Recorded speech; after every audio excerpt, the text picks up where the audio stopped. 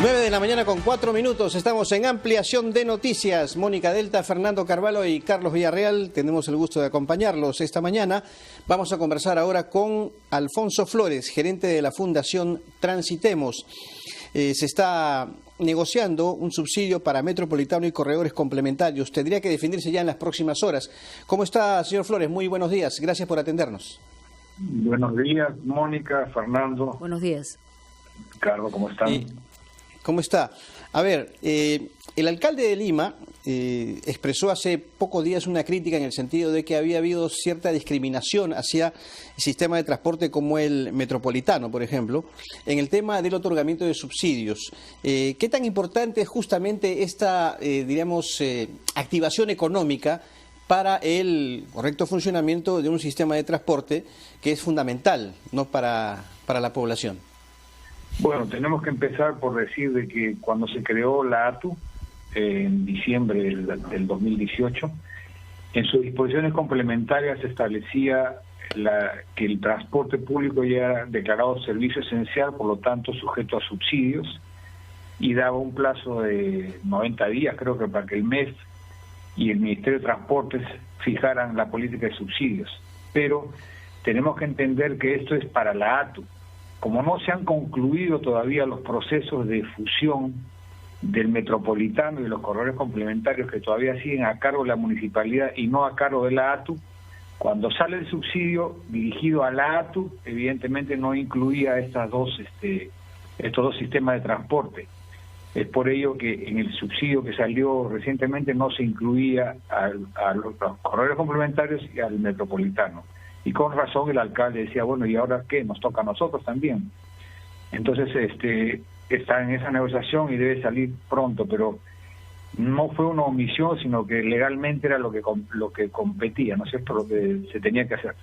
Ahora, en términos de organizaciones, ¿cómo está, señor Flores? Desde el primer momento, no solamente la creación de la ATU y cuando asume el cargo el alcalde de Lima, no se ha generado pues una coordinación fluida y han habido muchas asperezas y comunicaciones no concluidas. ¿Hacia dónde apunta? Porque el problema fundamental aquí es que tenemos ya problemas suficientes en el tema de el transporte de pasajeros, y en medio de una pandemia donde, además del subsidio, no se ha solucionado ni se ha encaminado nada respecto al transporte mismo, hacia dónde estamos yendo. O sea, es una circunstancia compleja. ¿Por dónde empezar? ¿Cómo fluir mejor?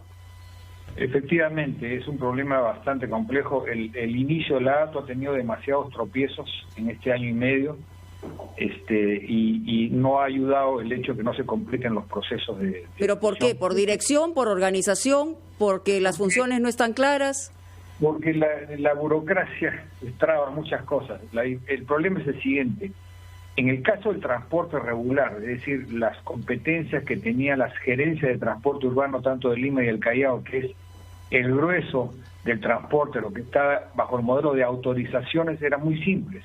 Pasaban la transferencia y listo, las autorizaciones se pueden revocar o ampliar, como ha venido sucediendo. En el caso de los corredores metropolitanos hay contratos de por medio, y esos contratos tienen que ser cedidos por las partes a un tercero, que es la ATU, y ese proceso legal es sumamente complejo e interviene el MEF, y muchas de las demoras que ha tenido este proceso están en responsabilidad del Ministerio de Economía y Finanzas. Como digo yo, la ley decía 90 días para el subsidio, se han demorado año y medio. El presupuesto que debería recibir la ATU recién lo han recibido hace poco, los 530 millones. O sea, se han pasado todo un año y medio con muy poco presupuesto, con las justas para pagar algunas planillas. Entonces, hay un proceso burocrático muy lento, se necesita más voluntad política y acelerar estos procesos para terminar una vez con las fusiones. Después había otro problema. Cuando todavía no se creaba la ATU, la Municipalidad de Lima negoció un préstamo con el Banco Mundial para construir los 10 kilómetros faltantes del metropolitano.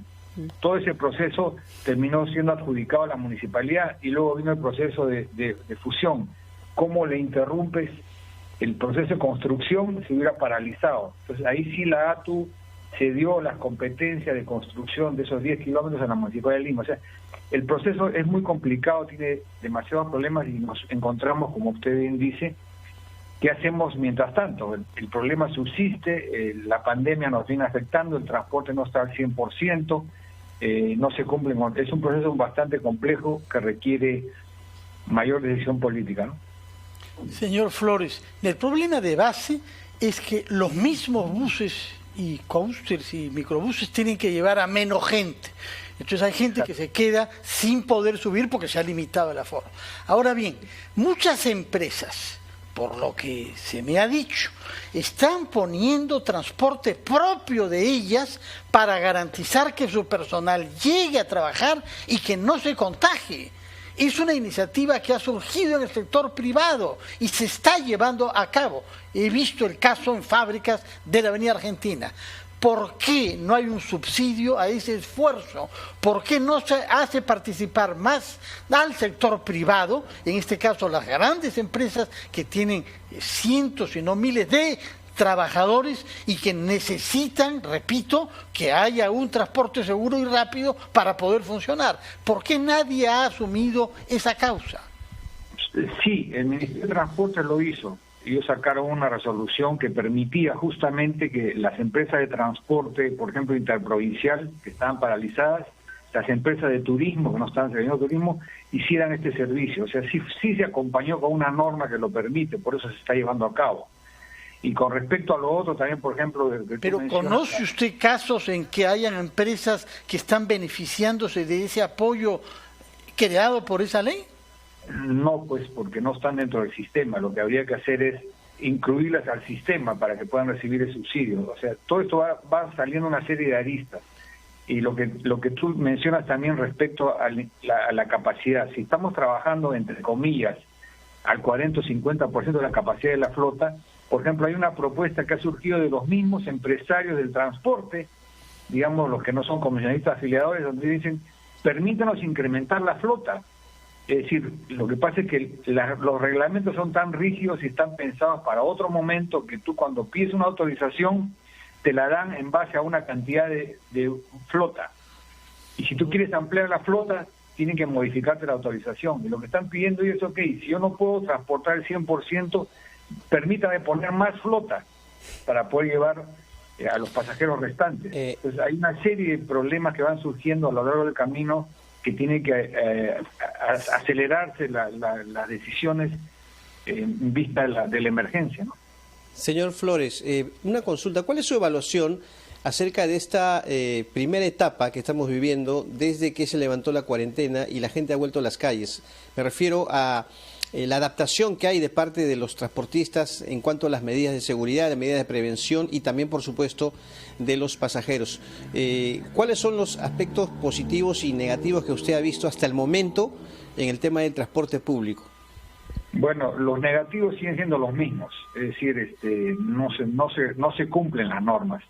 La gente no respeta la distancia, el mismo bus no hace respetar el hecho cuando ya tiene el aforo completo de cerrar las puertas y no permitir más pasajeros. Es decir, es una combinación de estos excesos que no se están controlando. Por eso es que nosotros hemos reiterado en diversas entrevistas la necesidad de establecer más claramente la política del pico y entrada, es decir, cambiar los horarios diferenciados de ingreso y salida del trabajo para todos los sectores, pero con un decreto de urgencia, no dejarlo al libre albedrío, que las empresas privadas decidan o que el sector público va a entrar. No, tiene que ser más claro y contundente para evitar la congestión en la hora punta. Esa es una. Dos, nosotros que peinamos canas nos recordamos que en la época del terrorismo iba un efectivo de las Fuerzas Armadas en cada bus del transporte público. Yo sugiero que se ponga la misma medida para que justamente un efectivo policial o del ejército en cada bus, sea formal o informal, controle que se cumpla. ¿Pero eso es viable? ¿Eso es posible? O sea, ¿es realista pensar en eso? Sí, ya se hizo en la época del terrorismo, Mónica, como lo repito. En la época del terrorismo había un efectivo armado en cada bus. Ya, pero no podemos vivir por siempre con un efectivo armado en cada bus para que se cumplan determinadas medidas. O sea, el asunto está en que también tiene que haber voluntades de parte frente a la burocracia, va a haber competencia desleal paralelamente y no encontramos un liderazgo frente a una situación que ya venía mal, o sea, que se ha agravado en tiempos de pandemia. Exacto, y si tenemos en cuenta que, por ejemplo, la ATU solo tiene 125 inspectores, porque la masa de inspectores todavía permanece en manos de la municipalidad, están en el metropolitano, en los corredores, por eso se pidió la colaboración de la policía para hacer cumplir en los paraderos, pero no es suficiente. Yo no digo que esto sea permanente, pero en esta época de pandemia que se le tiene que respetar el aforo, no está mal la idea de sugerir que, yo no digo que esté armado, pero por lo menos una autoridad que esté dentro de la unidad para evitar que una vez que se cumple el aforo ya no siga entrando más gente. O sea, yo creo que sí es factible esta medida. En fin, como dices tú, se requiere mucha voluntad y también se requiere apelar a la conciencia y colaboración de la población, para lo cual, si yo doy tolerancia en los ingresos al trabajo, horario diferenciado, no hay el estrés de las personas de querer subirse al bus porque tengo que llegar a mi empleo si no lo pierdo. Se tiene que haber una voluntad también de darle flexibilidad al trabajador, que no se sienta presionado de entrar a una hora determinada porque si no pierde su trabajo. De acuerdo. Bueno, hay una serie de ángulos respecto a este tema, que es un tema, además, que no se ha enfrentado de manera integral todavía, a pesar de los esfuerzos y los diagnósticos, que para ello somos expertos en realidad aquí en el Perú, pero todavía soluciones para la demanda nacional no se han dado. Le agradecemos muchísimo, señor Flores, siempre pertinente su observación. Vamos a pausa, ya regresamos.